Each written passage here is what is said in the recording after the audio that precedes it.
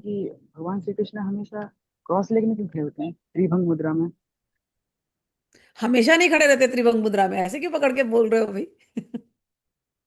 तुमने ऐसे ऐसे चित्रों में बना दिया है, थोड़ी हमेशा त्रिभंगी में रहते हैं। भगवान कृष्ण चलते फिरते भी तो है, चलते कि नहीं चलते? भगवान कृष्ण सोते हैं। भगवान कृष्ण जब बच्चे रहते हैं, बाल गोपाल बन करके पालने में लेटे हैं, तो क्या त्रिभंगी में है? नहीं ना। तो भगवान कृष्ण हमेशा त्रिभंगी में नहीं रहते हैं, फिर भी हम लोगों ने वो पोजीशन ऐसे बनाई है त्रिभंगी।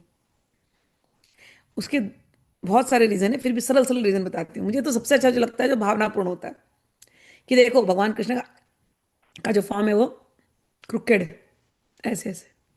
और हमारे हृदय का, हृदय भी ऐसे ही लगता है ना। और भगवान श्री कृष्ण कैसे खड़े होते हैं? ऐसे और ऐसे। तो ये हृदय भी वैसा ही है और भगवान कृष्ण भी वैसे ही हैं। अगर भगवान कृष्ण का हम नाम लेते हैं और भगवान कृष्ण अपने त्रिभंगी मुद्रा में यहाँ आ जाते हैं, मतलब उस, तो भगवान कृष्ण यहाँ अटक जाते हैं। अब भगवान कृष्ण हृदय से निकल नहीं पाते हैं। तो भगवान कृष्ण ने त्रिभंगी इसलिए लेके रखी है कि मुझे हृदय से बुलाओ, मैं तुम्हारे हृदय में अटक जाऊं, फिर मैं यहां से कभी निकलूं नहीं। ठीक। तो भगवान त्रिभंग की त्रिभंगी मुद्रा एक, कि ये तो प्रेम की मुद्रा है।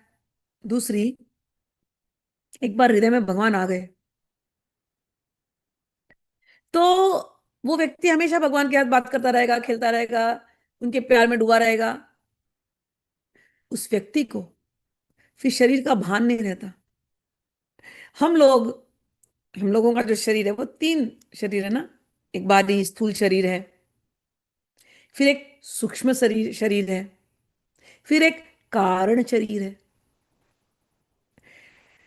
हम लोग भगवान से दूर इसलिए हैं क्योंकि हम अपने स्थूल देह से उनको देखना चाहते हैं, स्थूल नेत्रों से उनको देखना चाहते हैं। सूक्ष्म शरीर जो है वो स्वप्न का शरीर, जब हम सपने में हमारा शरीर जागता है ना, सूक्ष्म शरीर है। हम सपने में भी भगवान को कई बार नहीं देख पाते, हम दुनिया भर की सारी बातें देखते हैं, तो हमारा स्वप्न शरीर भी, हमारा सूक्ष्म शरीर भी भगवान से डिस्कनेक्टेड है। फिर आगे कारण शरीर में, वहां भगवान है, बहुत करीब है। ठीक। जब हृदय में कोई व्यक्ति निरंतर भगवान को याद करता है और भगवान श्री कृष्ण अपनी वो त्रिभंगी मुद्रा लेकर के इस त्रिभंगी हृदय के अंदर आकर के अटक जाते हैं, तो उस व्यक्ति का स्थूल शरीर, सूक्ष्म शरीर, कारण शरीर, तीनों के प्रति जो जो आसक्ति है, जो बंधन है, वो भंग हो जाता है। उसको कहते हैं त्रिभंग। स्थूल, सूक्ष्म, कारण शरीर के प्रति जो आसक्ति, वो उसको भंग कर दे जो, उसको कहते हैं त्रिभंगी।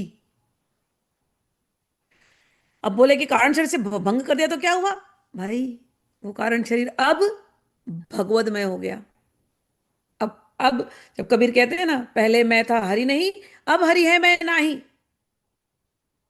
वो जो स्थिति है वो ये त्रिभंगी मुद्रा